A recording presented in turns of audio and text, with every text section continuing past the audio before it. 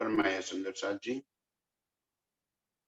आप हक सिराजी महाराज वे धाम के धनी सच्चिदानंद स्वरूप आप श्री प्राणनाथ जी हमें जो सिखापन दे रहे,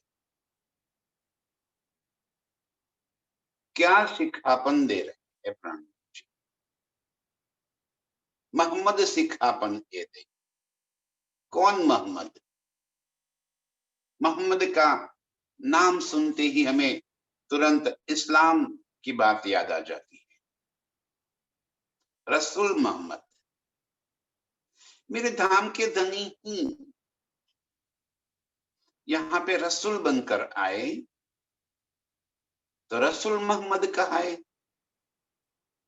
मेरे धाम के धनी ही यहाँ पे सब सुंदर साथ को लेकर आए, तो मोहम्मद गिरोह कहलाए। और मेरे धाम के धनी ही अर्श का सारा खजाना लेकर आए, तो मोहम्मद नूर कहा है। मोहम्मद रसूल, मोहम्मद गिरोह और मोहम्मद नूर, जागने के ब्रह्मांड में तीनों मोहम्मद की लीला। मोहम्मद रसूल कुरान और हदीस से लेकर आए, लाने वाला कोई तन नहीं हो सकता, उस तन से हमें कोई मतलब ही नहीं हो सकता। हमें मतलब है उस तन के अंदर लीला करने वाले मेरे धाम के धनी से, मेरे प्रीतम से मतलब। और ये बानी में भी बार बार आप धाम धनी ने लिख दिया कि ये बातें महराज से न कहवाए, हृदय बेसी कहवड़ावे श्री प्राणनाथ। वही मोहम्मद नूर, तो वो क्या लेकर आए? हकीकत और मारिफत की बातें लेकर आए, वहदत और खिलवत की बातें लेकर आए। किसके लिए लेकर आए? तो हम निस्बती रूपों के वास्ते ये बातें लेकर आए। और जिन्होंने ये बात समझ ली, हकीकत और मारिफत की बात जिसे समझ में आती, उसे अर्श के बातुन शब्द सारे गुज रहस्यों का पता चलते हैं। अब गुज रहस्यों क्या है? देखो फिर सुंदर साथ जी, गुज रहस्यों को जानना मतलब इल्म को जान लेना नहीं है। गुज रहस्य को जानना मतलब इल्मी बन जाना, सारी गुप्त बातें जान लेना, अरे वो बात नहीं। गुज रहस्य का मतलब कि बातूनी बातों को जान लेना, मेरे प्रीतम के दिल के भीतर क्या चल रहा है ये बात को जान, मेरे प्रीतम के वास्तविक स्वरूप को जान लेना, ये बात उन शब्द है। जब तक ये बात न समझ पाए, तब तक ये बानी मिलने के बावजूद,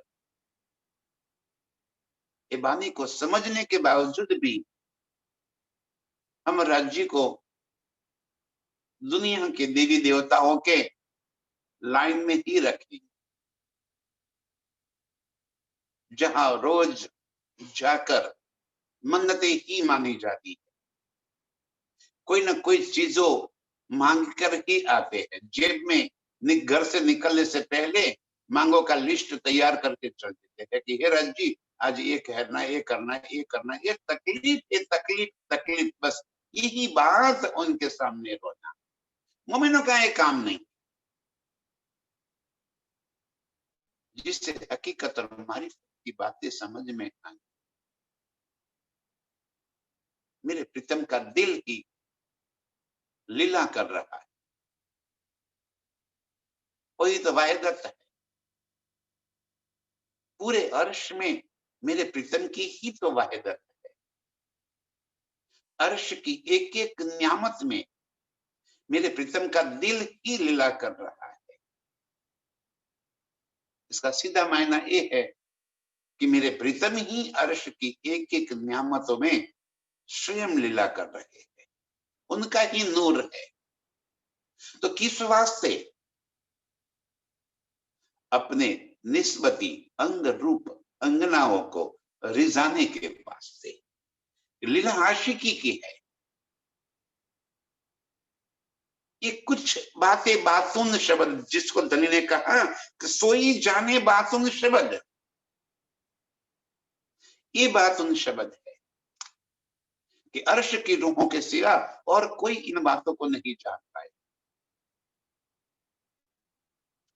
जैसे ही हमारी दृष्टि इस बात में खुल जाएगी कि अर्श की सारी चीजें मेरे प्रीतम का ही स्वरूप है, उस दिन अर्श को देखने का नजरिया बदल जाएगा। इस दिन अर्श की न्यामतों को उन न्यामतों के स्वरूप में नहीं, मेरे प्राण वल्लभ प्रीतम के रूप में नजर आएगी। तो झूले झूले ना देखकर मेरे प्रीतम का प्यार नजर आए। ये बात उन शब्द, मेरे प्रीतम ही स्वयं अपने दिल के भीतर भरे सारी लीलाओं को प्रकट रूप में प्रकट हो गए और लीला करने लगे। स्वलीला अद्वैत इसे ही कहा। स्व माने स्वयं, स्वयं की लीला, अद्वैत, अद्वैत में एक वाहिदत अनंत स्वरूप स्वयं धारण कर लेते हैं और उन अनंत स्वरूप के संग स्वयं ही लीला कर रहे। ये बात उन शब्द है। अर्श में हम रूहों का स्वरूप अलग होते हुए भी हम राज्य के ही अंग रूप है। ये अद्वैत है। इस संसार के अंदर, इस द्वैत में, इस जुदागी के संसार में अद्वैत की बातें समझाना और समझना दोनों मुश्किल है। असंभव नहीं है, मुश्किल है। जिसे इस इलम से प्रीतम की बातों को दिल में धारण कर लिया, सारी हकीकत खुल गई। खुद ही अपने दिल के भीतर जो अनंत इश्क भरा पड़ा है, उसी इश्क को प्रकट स्वरूप दे दिया। अव्यक्त था, उसे व्यक्त कर दिया।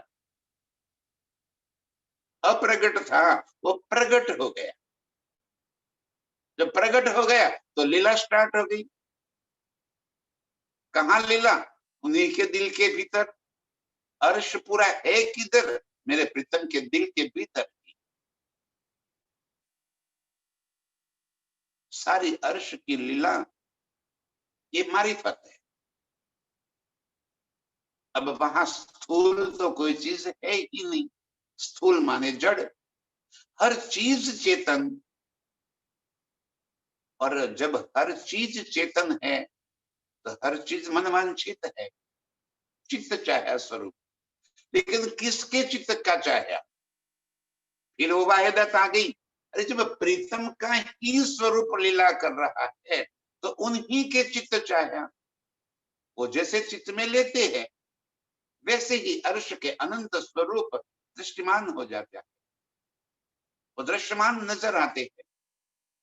और क्यों? अपनी ही निस्बती रूहों को रिझाने के वास्ते।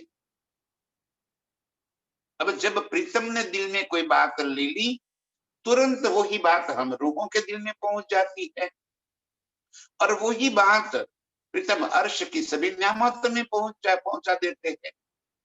तो सारा अर्श उसी प्रकार की खुशी में झूम उठता है, और हम रूहें मानती है कि हाँ हाँ हमने दिल में ले लिया, इसी वास्ते ये सब हो गया।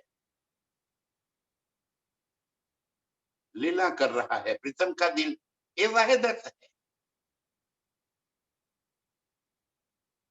प्रीतम के दिल की ही लीला।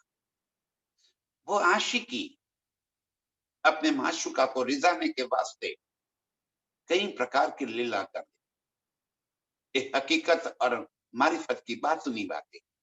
मेरे प्रीतम के दिल के भीतर के राज, इतना जिसको समझ में आ गया उसे और कुछ समझने की आवश्यकता ही नहीं रही। उसे अर्श और फर्श दोनों की नजर खुल जाएगी। जिन्हें बातुन शब्द खुल गए, वास्तविकता की पहचान जिसे हो गई, उसे अपने आप झूठ से नजर हट जानी। जब सच की पहचान हो जाए, उसके बाद झूठ के प्रति कौन नजर करेगा? दनी जी कह रहे, मोहम्मद सिखापन ए दई जो उतरी अरवाहें सिरदार। अर्श की जो रूहें इस संसार के अंदर आई, वो आना था, वो बात उन्होंने पहले से ही कुरान और हदीसों में लिखवा दिया, अपनी निशानियों के रूप में वेदों में लिखवा दिया। सारे ग्रंथों के अंदर ये बात लिखवा दी कि स्वयं पूर्ण ब्रह्म अल्लाह ताला इस संसार के अंदर लीला करने वाले हैं, लीला करने को आने वाले हैं। समय भी निश्चित कर दिया, कुरान में लिख दिया फरदा रोज को, मतलब कि 11वीं सदी में। हिंदू शास्त्रों में लिख दिया 28 के कलयुग के अंतिम चरण में। आज यही 28 के कलयुग का अंतिम चरण चल रहा है। अंतिम चरण क्या बोलूं मैं, एक कलयुग समाप्त हो गया। सारे धर्म वाले कह रहे कि एक कलयुग का अंत है। अंत नहीं, कलयुग की अवधि कब से पूरी हो गई। कोई कहते हैं ये संगम युग चल रहा है। संगम माने कलयुग खत्म होना, सतयुग का प्रारंभ होना, दोनों के बीच का समय। और यही बात शास्त्रों में लिखती कि कलयुग के अंत में स्वयं अक्षरातीत इस संसार में प्रकट होने वाले। ये बात आप प्राणनाथ जी ने हिंदुओं को हिंदुओं की और मुस्लिम को मुस्लिम की तरह अपने अपने ढंग से ये बात बता दी। लेकिन दुनिया का दिल शैतान का घर है, उनके दिल पर अबलीश का राज है। वो स्वयं अक्षरातीत की बातें भी नहीं मानेगी और हमें उससे कोई मतलब भी मनवाना भी नहीं है, क्योंकि ये बातें उनके वास्ते है जिनको हकीकत और मारिफत की बातें समझ में आए। बातों ने शब्द जिससे खुल गए, जिससे सारे राज खुल गए, ये इनके लिए है। This is for the choosable person, ये सभी के लिए नहीं है, चूजेबल पर्सन। और इसी वास्ते तो सभी शास्त्रों में तीनों प्रकार के सृष्टि का ब्यौरा कर दिया। जीव सृष्टि, ईश्वरी सृष्टि और ब्रह्म सृष्टि। जीव, हंस और परमहंस, आम, खास और खासल खास। सारे धर्म ग्रंथों के अंदर तीनों का ब्यौरा कर दिया। अब जिसने इस खासल खास ब्रह्म सृष्टि का दावा लिया है, मोमिन दुनी का बेवरा, तो वो दावा ऐसे ही थोड़ी मिल गया है। ये हमारी निस्बत की वजह से हमें ये मूल संबंध प्राप्त हो गया, और जिसे प्राप्त हो गया उसे हकीकत और मारिफत की नजर खुल गई। उनके लिए प्राणनाथ जी कहते हैं कि मैं दो सिखापन के शब्द कह रहा। मोहम्मद सिखापन एदई जो उतरी अरवाहें सिरदार। ये सिरदार रूहें, सिरदार माने कि अगवानी करने वाली नहीं, लेकिन सिरदार माने कि ब्रह्म सृष्टिया अर्श से उतरने वाली। उनके वो दरी जी कह रहे कि मैं दो शब्द सिखापन के कह रहा हूं कि आपको किस तरह से रहना है। हक बका लो, हक बका सिर लीजियो, छोड़ो दुनिया कर मुर्दार। बस ये सिखापन दे रहे हैं धनी किसे, जो उतरी अरवाहें सिरदा,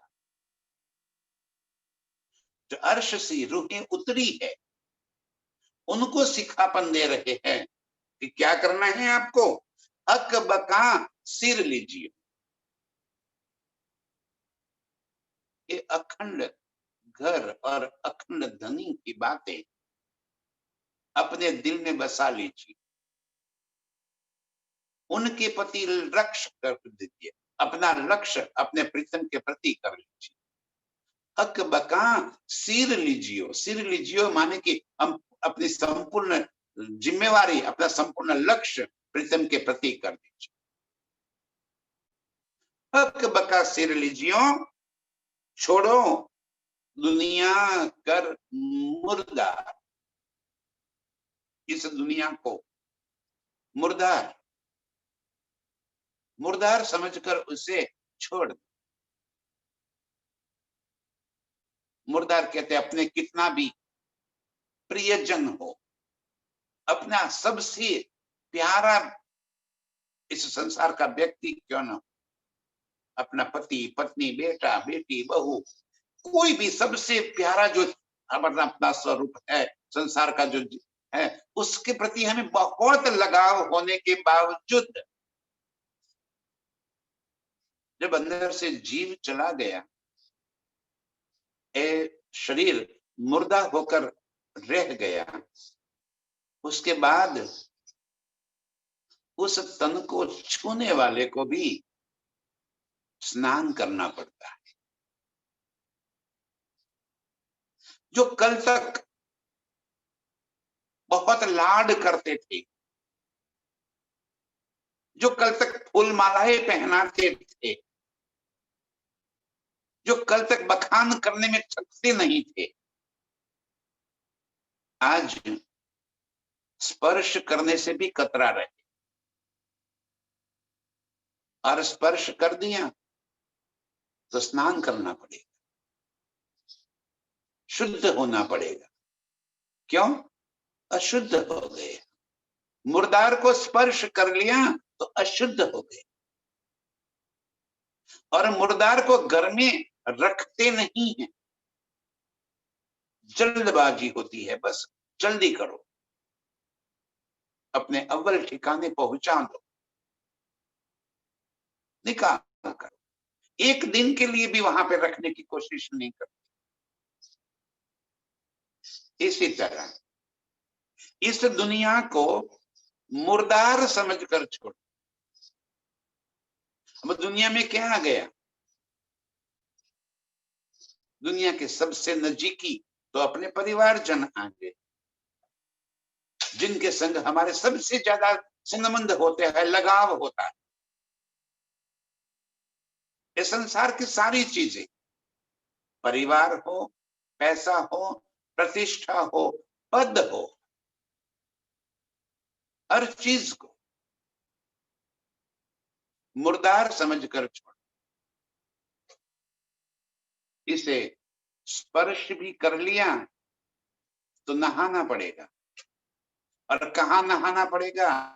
नहाइए हक के जमाल में। तुरंत नजर को अर्श की ओर मोड़ दो। ये श्री प्राणनाथ जी मेरे धाम के धनी मेरे प्रीतम हमें सिखापन दे रहे हैं, हमें समझा रहे हैं कि इस दुनिया को मुर्दार मानकर छोड़ दो। मरी हुई चीज को जैसे हम हाथ भी नहीं लगाते, मरी हुई चीजों के प्रति हमें कोई लगाव नहीं होता है, इसी तरह इस सारी दुनिया की सारी बातों को मुर्दार समझ लो। चाहे कितना भी बड़ा पद क्यों ना हो आपका,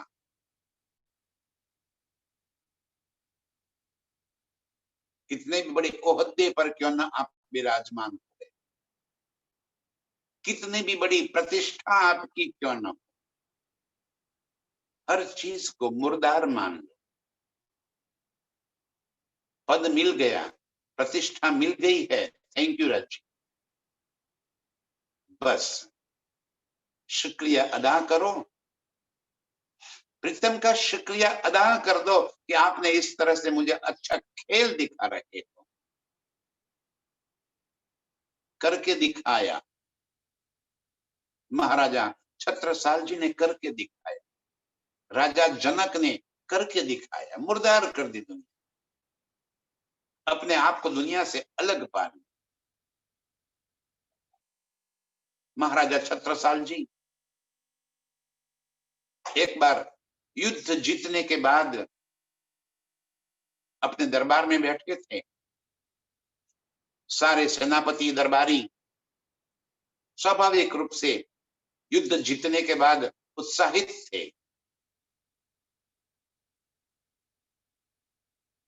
और ऐसे वातावरण में स्वाभाविक रूप से शराब की छोरें उड़ रही थी, सुंदरियां नृत्य कर रही थी, और उसी पल केसरबाई जो वस्त्रहीन अवस्था में घूम रही थी, उसे पता चल गया कि अक्षरातीत इस ब्रह्मांड में आ चुके हैं, और महाराजा छत्रसाल जी उनको जानते हैं, उनके स्वरूप है, तो मिलने के लिए आ गई। अब दरबार हॉल में दूर से उसने देखा कि महाराजा छत्रसाल जी सिंहासन पर विराजमान हैं और दरबार में नृत्य कर रही है, शराब चल रहा है। दूर से देखते ही केसरबाई को दिल में आया कि अरे, ऐसी ब्रह्म सृष्टि, ऐसी परमधाम की आत्माएं होती है। अब इतने दूर से छत्रसाल से कोई बात तो कर नहीं सकती वो, तो वहां से उसने अपने सिर की चोटी पकड़ ली।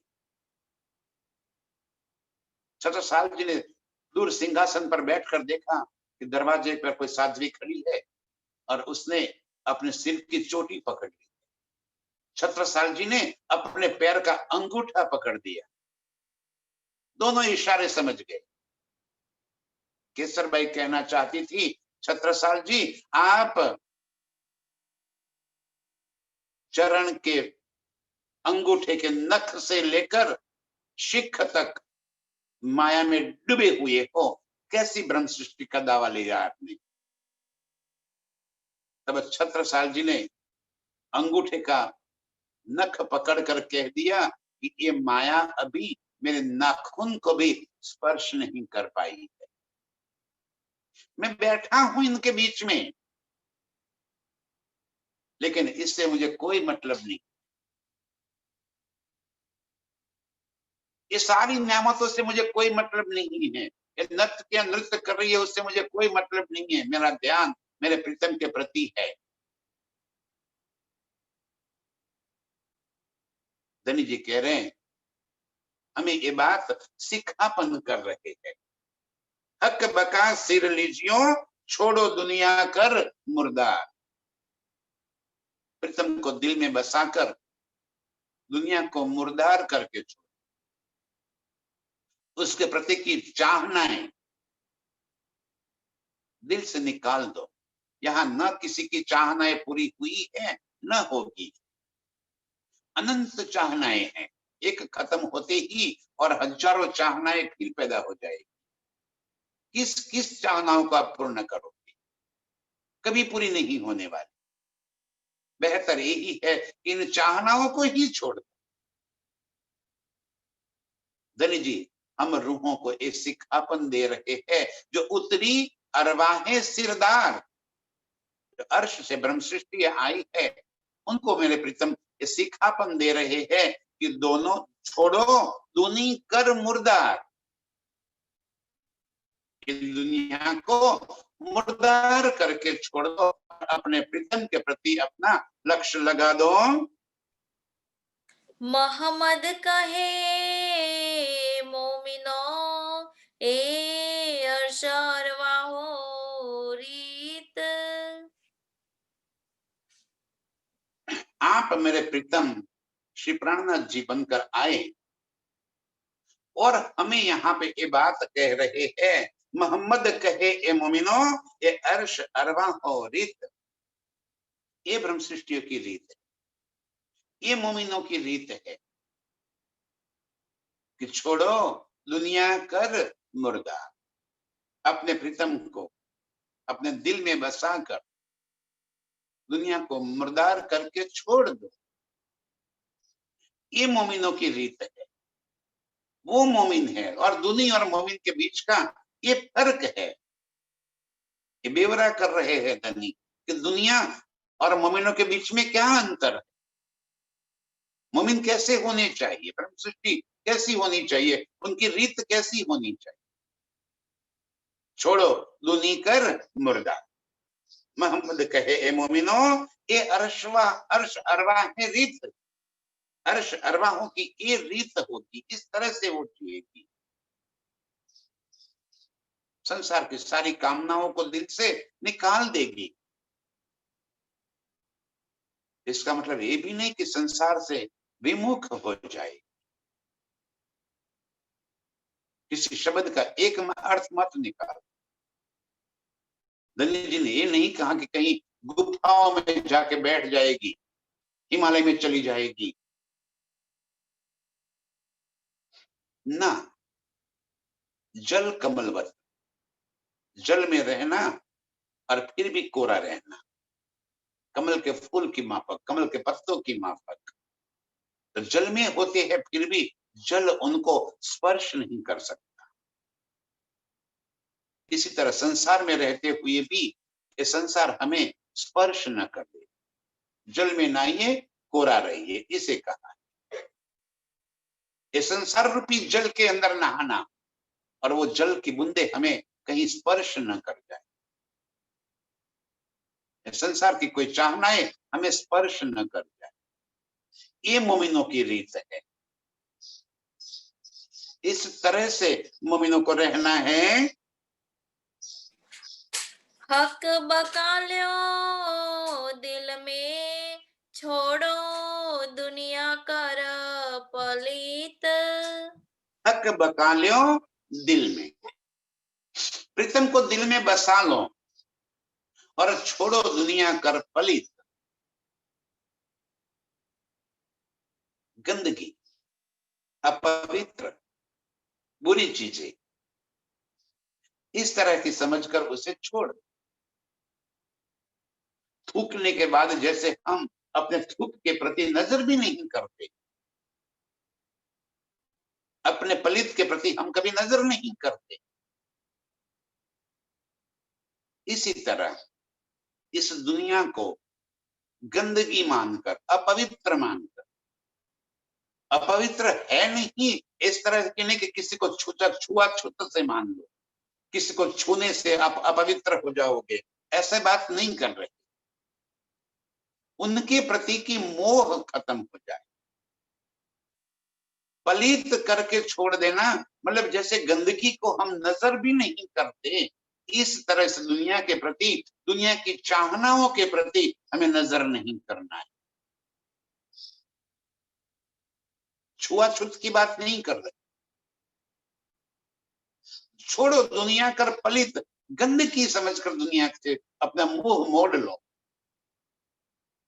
अपनी नजरें फिरा लो वहां से, अपनी नजरें वो जो संसार की चाहनाएं भरी है उस चाहनाओं को नजरों से निकाल दो, अपने नजरों को प्रीतम का प्यार में डुबो दो, अपने आप को प्रीतम के प्यार में मस्त कर दो, दिल में मेरे प्रीतम को बसा लो। ये मोमिनों की रीत है। क्या करना है मुझे? अच्छा, इस संसार की सारी बाबतें तो धनी ने बता दी और हमें समझ में भी आ गई, और हमें ही नहीं दुनिया भर को समझ में आए। सारी दुनिया यही कहती है कि संसार की उपलब्धियां तो हाथ का मैल है। सारे ही कहेंगे भाई धन पैसे तो क्या है, तो कहते हैं हाथ का मैल।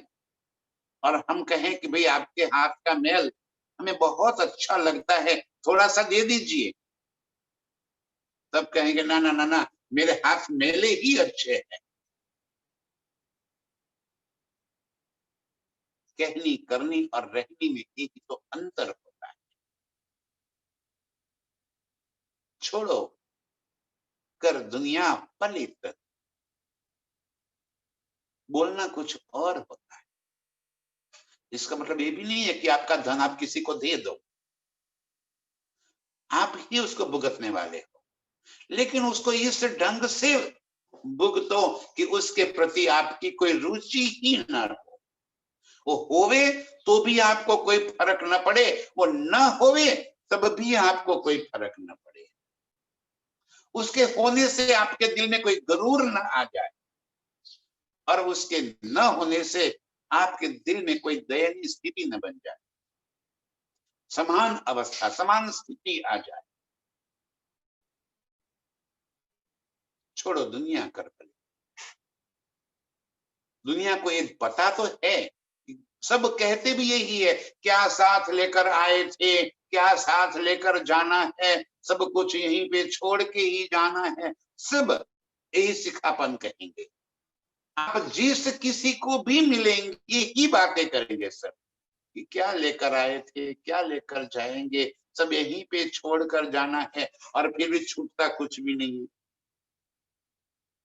जबकि पता है कि यहां छोड़कर जाना है, फिर भी छूटता नहीं है। मोमिनों की ये रीत नहीं हो सकती। छोड़ो दुनिया कर पलित। दुनिया की हर एक चीज को, मैं सिर्फ धन की बात नहीं कर रहा, धन के सिवा भी सारी चीजें, उन एक एक चीज को गंदगी मानकर, गंदगी मानकर माने कि वो गंदा है नहीं, किस तरह में समझाऊं आपको, उसको गंदगी मानकर कि जैसे हम गंदगी के प्रति कोई लगाव नहीं करते,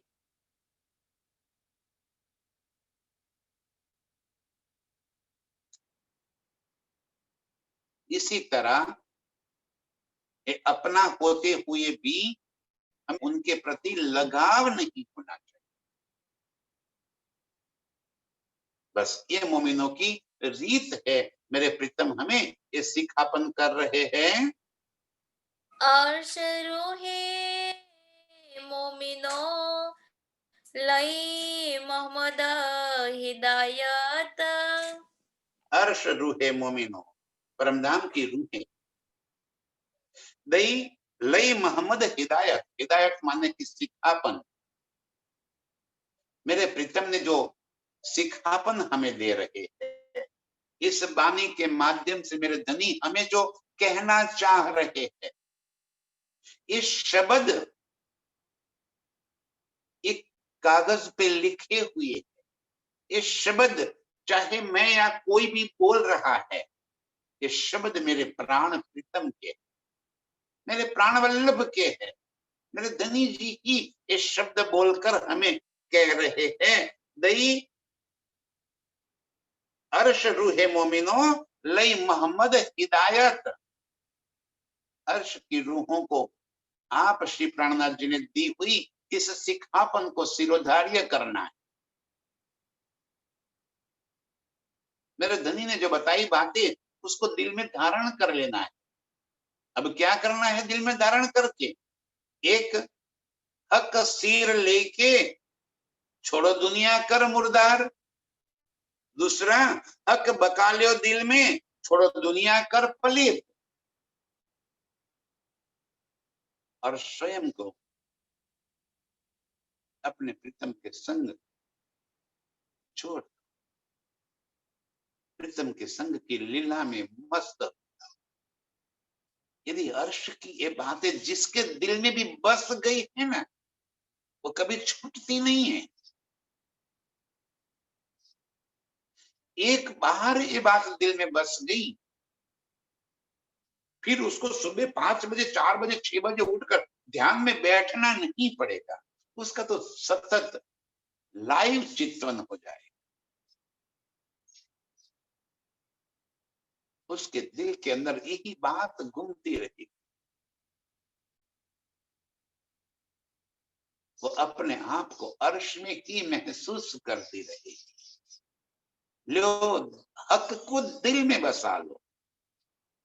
जब दुनिया को पलित करके दिल से निकाल दिया तो दिल में क्या बसाना है? मेरे प्रीतम के स्वरूप, शोभा, श्रृंगार, लीलाएं, अर्श की सारी बातें दिल में बसा लेना है। अपने आप को अर्श में महसूस करना है। ये तन चाहे इस खेल के अंदर हो, देखन को ये तन दरिया माही, देखने के लिए ये तन समुद्र में, मतलब संसार रूपी समुद्र के अंदर पड़ा है। सुरता उसकी प्रीतम के चरणों में, मूल मिलावे में, अर्श में, वहीं पे होनी चाहिए। ये सिखापन मेरे प्रीतम हमें दे रहे हैं। 14 तबक को पीठ दे, आए माहे हक खिलवत। 14 तबक को पीठ दे, ये संसार की चाहनाओं को पीठ देकर, ये जोड़ने और तोड़ने की बात छोड़कर प्रीतम को दिल में बसा। क्या जोड़ना, क्यों जोड़ना और किसके लिए जोड़ना, बस इसी बात को सोचो लो कि हमें क्या जोड़ना है। दुनिया की बातें जोड़नी है कि परमधाम की बातें जोड़नी, क्यों जोड़नी है? अपने लिए कुछ करना है कि औरों के लिए कुछ करना है? ये बातें दिल में बस जाए। एक शब्द में, एक शब्द की चोट लगकर ही वालिया नाम का लुटेरा वाल्मीकि ऋषि बन गया कि भाई तू ये चोरियां कर रहा है, किसके लिए कर रहा है? तो बोल रहा है अपने परिवार के लिए। तो कहते अपने परिवार को पूछ ले कि ये मैं जो कोई गलत कर रहा हूं उसमें आप सब भी हिस्सेदार हो कि नहीं। जाके पूछ लिया तो सारे परिवारजनों ने यही कह दिया ना भाई वो तो जो करे वो भुगते, आप जो कर रहे हो उसमें हमारी कोई हिस्सेदारी नहीं है। तब उसको दिल में बात आई कि मैं क्या कर रहा हूं, क्यों कर रहा हूं और किसके लिए कर रहा, क्या जोड़ना, क्यों जोड़ना और किसके लिए जोड़ना। एक पल में दिल में प्रकाश हो गया और वाल्मीकि बन गए, ऋषि बन गए। हम रूहों को यही बात सिखापन दे रहे हैं तनी, लो छोड़ो 14 तबक को पीठ दे, आए माहे हक खिलबत, ये सिखापन दे। 14 तबक को पीठ दे, संसार को पीठ दे, मतलब कि संसार की चाहनाओं को दिल से निकाल दे। आए माहे हक खिलबत, हक खिलबत, प्रीतम के संग की लीलाएं, हक खिलबत, मूल मिलावा, हक खिलबत, 5वीं भौम रंग पर वाली, हक खिलबत, कुंजवन निकुंजवन, हक खिलवत, बट पीपल की चौकी, हक खिलवत, फुलबाग नूरबाग, अरे अर्श के अनंत अनंत न्यामतें मेरे लिए हक की खिलवत है। अर्श में हक की खिलवत के सिवा और है ही क्या? बस दिल में उस खिलवत को बसा। श्री प्राणनाथ जी सिखापन दे रहे हैं हम रूहों को, मोमिनों को, जो होवे अरवाहे अर्श की। साफ साफ कह दिया, सभी के लिए नहीं कह रहा हूं। जो होवे अरवाहे अर्श की, उनको स्पेसिफिक, उनको संबोधित करके बोल रहा हूं मैं। दुनिया को ये बात नहीं कह रहा, दुनिया को ये बात सुनना भी नहीं है, उनको ये बात गवारा भी नहीं आएगी, उनको पसंद भी नहीं आएगी, इनके लिए बात नहीं है। તમે તમારી માયામાં સહેજે ભોગવજો સુખ, जलसा करो। आप जो करते हो करते रहो। ये मोमिनों को सिखापन, जो होवे रूहे अर्श की। जिसने दावा लिया ब्रह्म सृष्टि का, जिसने दावा लिया है धनी की अंगनाओं का, जो कहते हैं कि हम तो परमधाम से आए और परमधाम जाएंगे, इनके लिए ये सिखापन है। उनको ये बातें दिल में बसा ले कि छोड़ो दुनिया कर मुर्दार, 14 तबक को पीठ दे, आए माहे हक खिलवत। प्रीतम की खिलवत में बस जाए, उस मूल मिलावे में अपने आप को जागृत कर दे, उस खामोशी से उठ जाए, अर्श का नजारा उसके दिल में बस जाए। ये खिलवत है। ये नवभौम दसवीं आकाशी सारी हमारी खिलवत ही है। बुलवनी के मंदिरों में की हुई लीला ये खिलवत ही है। खड़ोकली में छलंग लगाकर जो किया वो खिलवत ही है। मेरे प्रीतम के संग की हुई एक एक मस्तियां, ये मेरी खिलवत है। इस खिलवत को याद कर रहे हैं धनी कि अपने आप को अर्श में महसूस करो, प्रीतम के संग महसूस करो। ये मोमिनों को सिखापन दे रहे हैं। ये प्राण प्रीतम हमें अपने निज स्वरूप की याद दिला रहे। आओ निज वतनी यार, जो अर्श के मेरे यार, निज वतन के मेरे यार, जो यहाँ फंसे हुए हो और सारे दुनिया को पीठ दे, आओ माहे हक खिलवत। दुनिया को पीठ देकर प्रीतम की लीला में मस्त हो जाओ, उसी खिलवत में डूब जाओ। कहे मोहम्मद रूहे तुम मछली हौज कौसर। कौन हो तुम मछली हौज कौसर।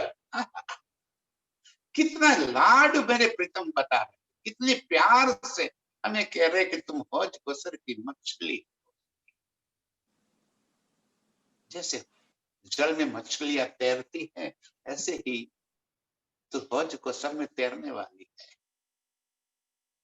तो हौज कौसर के जल की मस्ती तू लेने वाली है। उस हौज कौसर की पाल के अंदर की मोहलातों में प्रीतम के संग मस्ती करने वाली तू है। उस हौज कौसर के जल में बड़ी बड़ी मछलियां, मगरमच्छ, उनके पर असवारी करके दौड़ना, खेलना, कूदना, लांगना, फादना, ये सारी मस्ती तो करने वाली है। हौज कौसर की मछली हौज कौसर के जल में कैसे प्रीतम को बाहों में भर के तो तलती में डूब जाती थी, कैसे बड़े वन के वृक्षों के झूलों के बीच में झूलती थी, अपने पैरों से जल को उड़ाती हुई कैसे उस झूलों का तो मस्तियां आनंद लेती थी,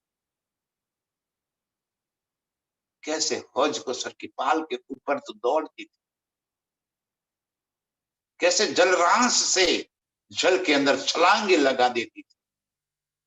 कटी पाल, सीधी पाल, देहुरिया, छोटी देहुरिया, बड़ी देहुरिया, 13 देहुरी, 16 देहुरी, 9 देहुरी, झुंड का घाट। हौज कौसर की एक एक चीज को याद कर ले।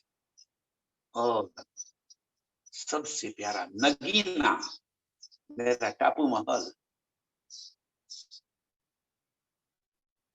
इस टापू महल के बंगलों में, टापू महल के चांदनी में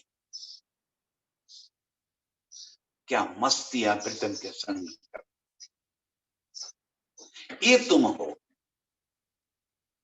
तुम एक हौज कौसर की मछली हो। प्रीतम के संग की हुई इस लीलाओं को तू याद कर।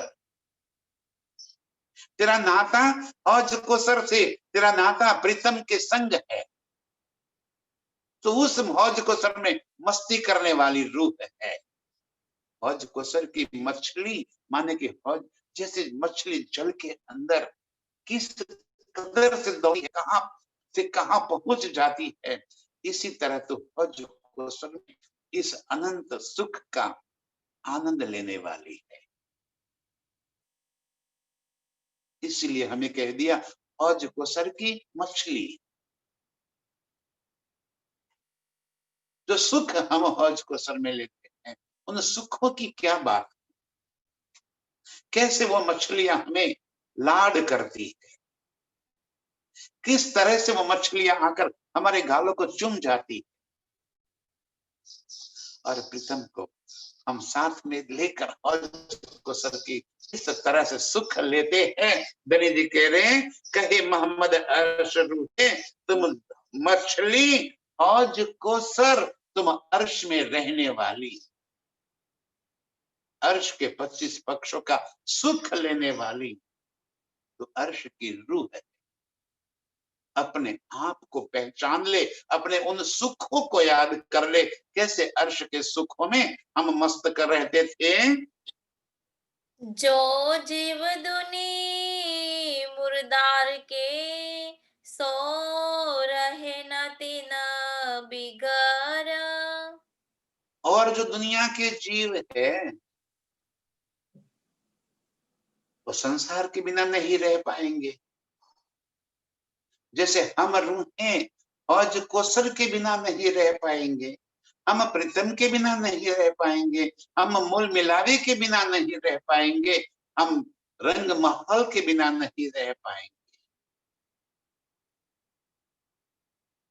हमारी पल पल सुरता जैसे अर्श में लगी रहती है। बस दुनिया यहाँ की मछली है, खारे जल की मछली है, संसार के जीव संसार को ही लगे रहेंगे। ये जीव दुनी मुर्दार के,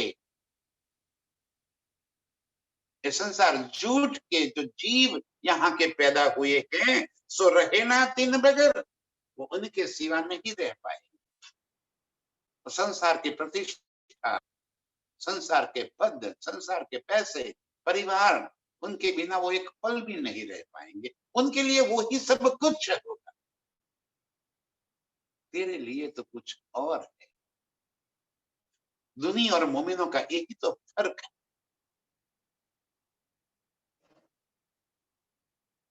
जो रात दिन अपने आप को अर्श में महसूस करे। इसलिए उनको कह दिया हौज कोसर की मछली। हौज कोसर को स्पेसिफिक बात धनी जी नहीं कहते। हौज कोसर की मछली माने के अर्श की रूह है, अर्श के सुखों को लूटने वाली, अर्श के प्रीतम के खिलवत में रहने वाली, वो हौज कोसर की मछली। तेरी बात कुछ और है। और ये जो दुनिया के जीव है, यदि तू उनको देखेगी तो तुझे लगेगा कि मैं ऐसा क्यों है, सारी दुनिया ये कर रही है। अरे ये दुनिया के जीव है, वो दुनिया के बिना नहीं रह पाएंगे। ये मुर्दार ही उनका आहार है, यही उनका खुराक है। तेरा खुराक कुछ और है।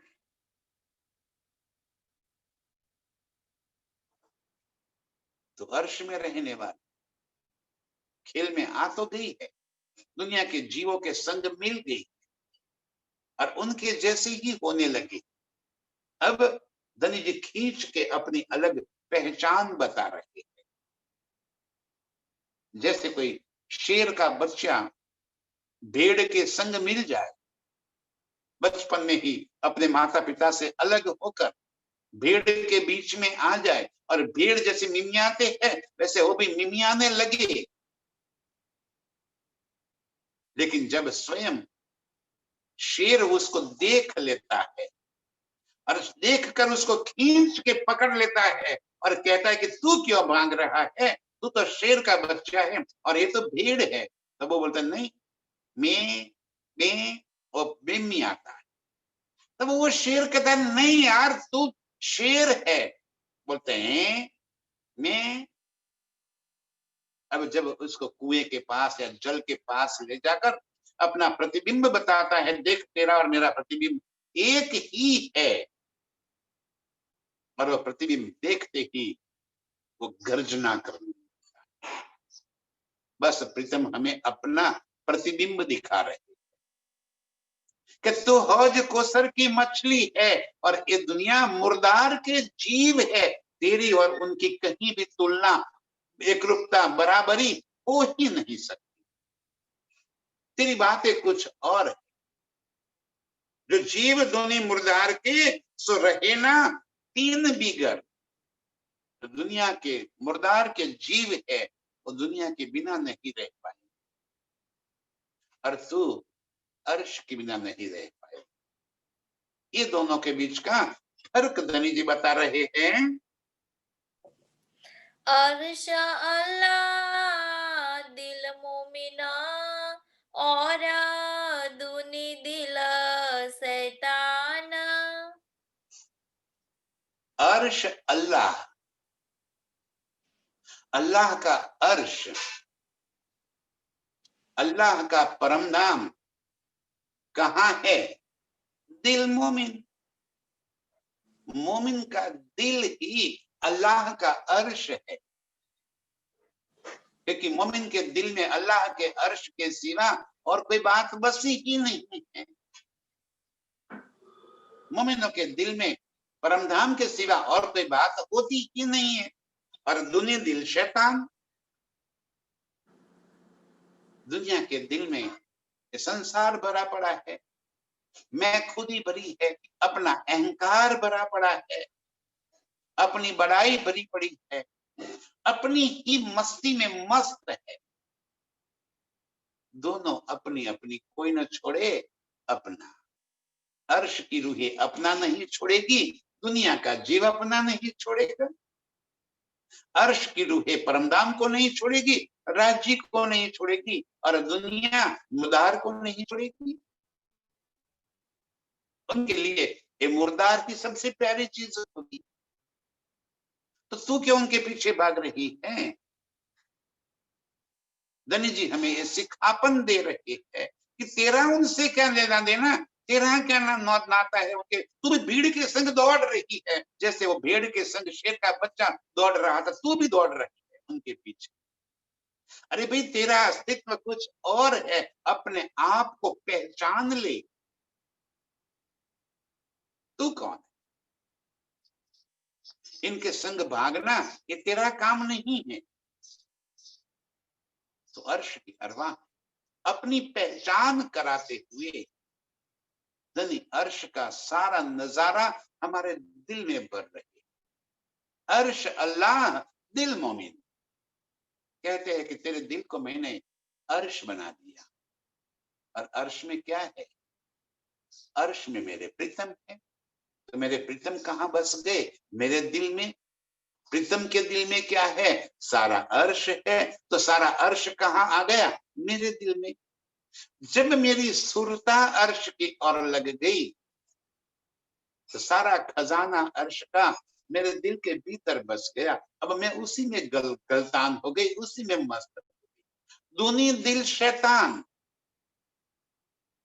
दुनिया के दिल में कुफुर भरा रहेगा, माया भरी रहेगी, स्वार्थ भरा रहेगा, संसार की चाहनाएं भरी रहेगी। स्वाभाविक रूप से उनमें और आपका एक बड़ा फर्क है। अपने आप को पहचान लो, उनसे अलग कर लो।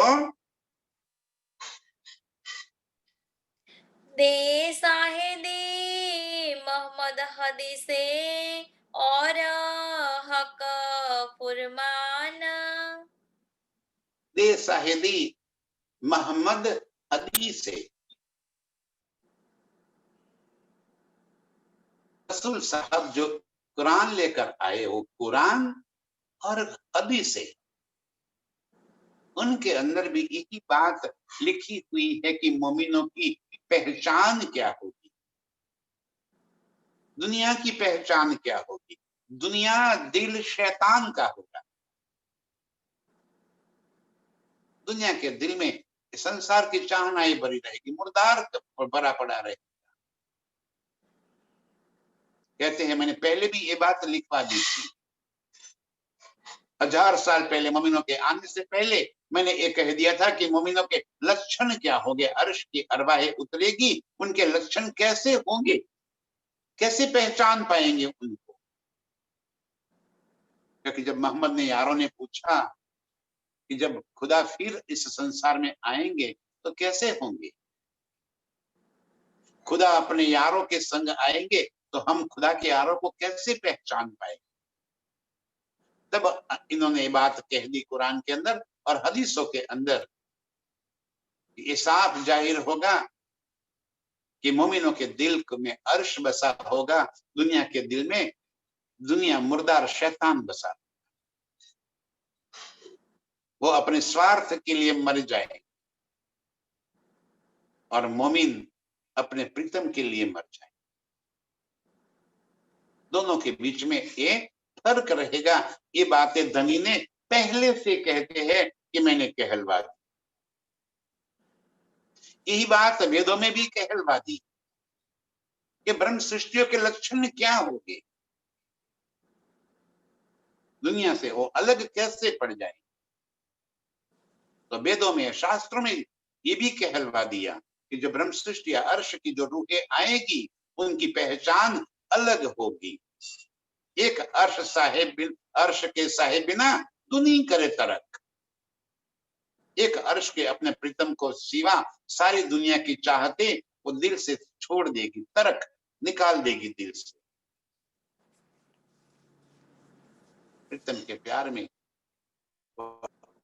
मस्त रहेगी, प्रीतम के प्यार में दीवानी होकर फिरेगी। दुनिया उसको दीवानी ही के पागल कहती। और धनी ने भी इसीलिए कह दिया, सारी दुनिया को कह दिया कि तुम सब शाने सुजान, मैं तो भया दीवाना, तुम्हारा मेरा संबंध हो ही नहीं सकता। शाने दीवाने संग क्यों कर होवे। धनी जी कहते जो शाने है, समझदार है, उनका और दीवानों का संग कभी हो ही नहीं सकता। आप अपनी मस्ती में मस्त रहो, हम अपनी मस्ती में मस्त रहे। हमें प्रीतम की मस्ती चढ़ी है, हमें अर्श की मस्ती चढ़ी है, दुनिया अपनी मस्ती में मस्त है। ये है दुनी और मोमिन के बीच का फर्क। मेरे धनी जी हमें सिखापन दे रहे हैं कि मोमिनों के दिल को अर्श बनाया है और उसी अर्श में मेरे प्रीतम बसे हुए हैं। ऐसे प्रीतम को दिल में बसाकर रात दिन अर्श की मस्तिया में मस्त रहने वाली सभी रूहों के चरणों में कोटि कोटि प्रणाम। सुंदर साहब।